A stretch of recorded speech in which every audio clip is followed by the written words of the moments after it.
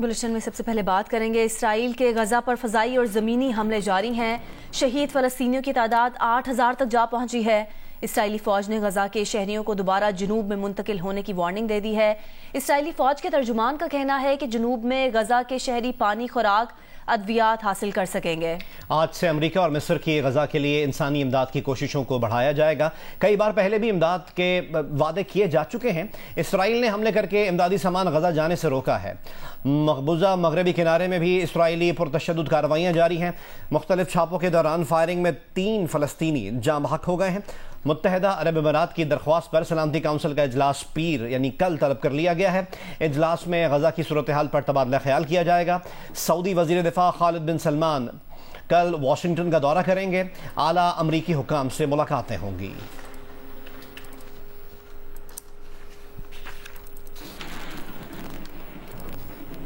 Hamas ने Israel की ज़मीनी कार्रवाइयों के जवाब में दिमोना समेत इसराइल के मुख्तलिफ हिस्सों पर मिसाइल दागे हैं। अल-कस्साम ब्रिगेड के हमले में इसराइली फ़ौज की बख्तरबंद भी तबाह कर दी गई। एक बयान में अल-कस्साम ने दावा किया कि उनके रॉकेट दिमोना शहर पर गिरे हैं।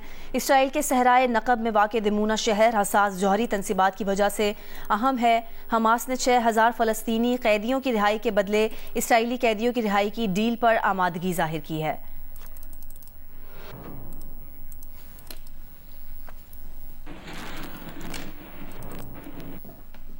हमास के अस्करी विंग अल-कस्साम ने इसराइल के अहम तरीन शहर दिमूना को निशाना बनाने का दावा किया है। एक बयान में अल-कस्साम ने दावा किया कि अल-कस्साम के रॉकेट दिमूना शहर पर गिरे हैं।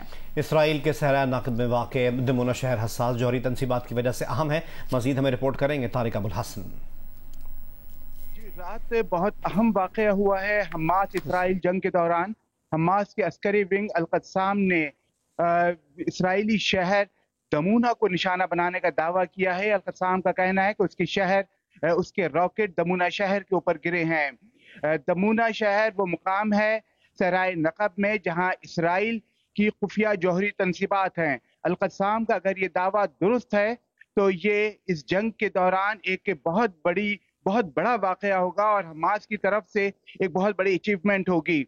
इसराइल वो मुल्क है जिसने दूसरे मुल्कों की जौहरी तनसीबात पर हमला किया है। इराक की जौहरी तनसीबात को निशाना बना के तबाह किया गया था। ईरान की जौहरी तनसीबात के खिलाफ मुसलसल खुफिया हमले किए जाते रहे। ईरानी जौहरी साइंसदानों को कत्ल कराया गया और अब खुद इसराइल की अपनी जौहरी तनसीबात जो हैं वो निशाने पर हैं। इसराइल ने अभी तक इस हमले से मुताल्लिक कोई बयान जारी नहीं किया है, जबकि अल-कस्साम ने दमूना शहर पर हमले का जो दावा किया है वो अपने टेलीग्राम चैनल के ऊपर किया है।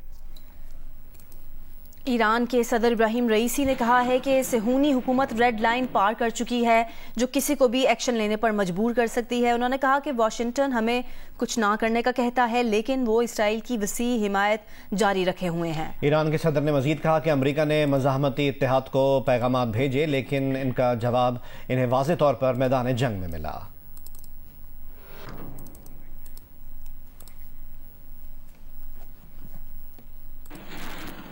एक और खबर आपसे शेयर करें कि इसराइल ने गजा के सबसे बड़े हॉस्पिटल के करीब फ़िज़ाई हमला किया है। अशफा हॉस्पिटल ज़ख्मियों और पनाह लेने वाले फ़लस्तीनियों से भरा हुआ है। इसराइल ने दावा किया है कि उसने हमास के मरकज़ को निशाना बनाया है, ताहम उसका कोई सबूत नहीं दिया गया।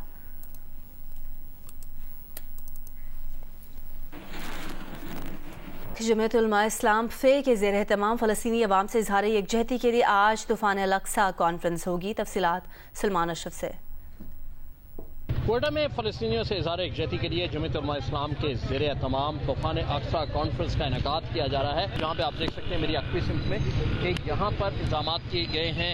अंदर अक्सा कॉन्फ्रेंस होगी, तूफ़ान अक्सा कॉन्फ्रेंस, जिसके हवाले से जमीयत की मरकज़ी लीडरशिप यहाँ पे पहुँची हुई है, जबकि इसके अलावा हमास के बानी लीडर भी खिताब करेंगे टेलीफोनिक और हमास की जो दीगर लीडरशिप है फ़लस्तीनी वो भी यहाँ पे मौजूद है, वो भी इस कॉन्फ्रेंस से खिताब करेंगे। इस हवाले से तमाम इंतजाम मुकम्मल हैं, इलाके को कॉर्डन किया हुआ है और सिक्योरिटी के भी सख्त इंतजाम हैं। जमीयत के सूबे भर से कारकुन, अकाबरीन और जो मरकज़ी रहनुमा है वो कोयटा पहुँच चुके हैं और अब से कुछ देर बाद वो इस कॉन्फ्रेंस में शिरकत के लिए स्टेडियम पहुँचेंगे। इस्लामाबाद में जमात इस्लामी आज गजा मार्च करेगी। पार्टी तर्जुमान के मुताबिक दिन 2 बजे अब पारा तक अब पारा ता अमरीकी सिफारतखाना गजा मार्च होगा, तैयारियां मुकम्मल कर ली गई हैं। अमीर जमात इस्लामी सिराजुल हक गजा मार्च की क़यादत और खिताब करेंगे। पार्टी तर्जुमान कैसर शरीफ का कहना है कि पुरअमन गजा मार्च को रोकने की कोशिश की गई तो हालात की जिम्मेदारी हुकूमत पर होगी। गजा मार्च का मकसद फ़लस्तीनियों की इखलाकी और मिली हिमायत करना है। रात गए जमात इस्लामी के गिरफ्तार कारकुनान को रिहा कर दिया गया। पुलिस ने साउंड सिस्टम और दीगर आलात भी जमात इस्लामी को वापस कर दिए।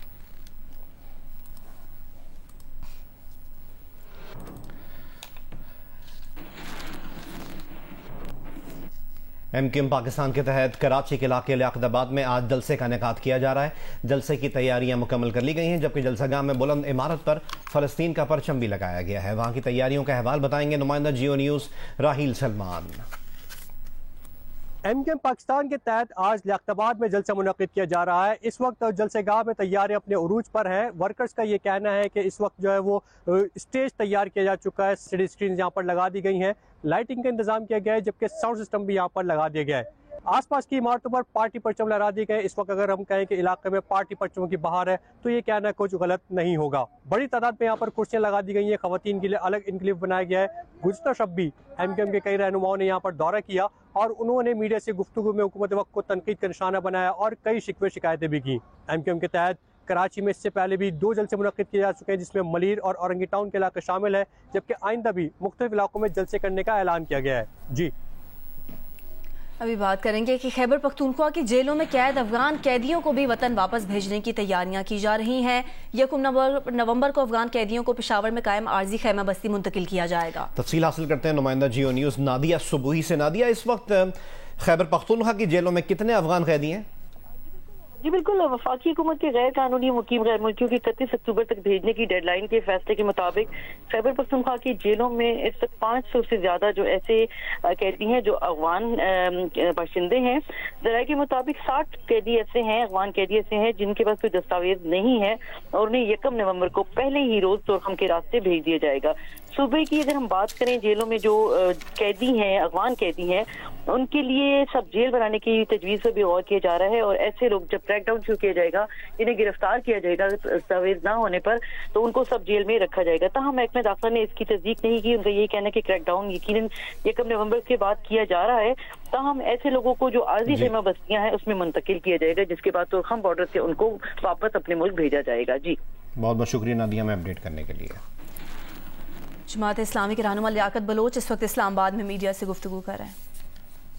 और लोगों की इमारतों को मस्मार किया जा रहा है, लेकिन सारी कुर्बानियों के बावजूद गजा के फ़लस्तीनी तूफ़ानुल अक्सा ऑपरेशन के साथ खड़े हैं और इस्तकामत के साथ खड़े हैं। तवील मुद्दत से फ़लस्तीनी इसी आज़ाब से गुज़र रहे हैं, लेकिन वो आज़ादी, बैतुल मक़दस की आज़ादी और अपनी ज़मीन को सेहूनियत से आज़ाद करने के लिए हर एतबार से इस्तकामत के साथ खड़े हैं। आज इस्लामाबाद में जमात इस्लामी की मेज़बानी में आप पारा से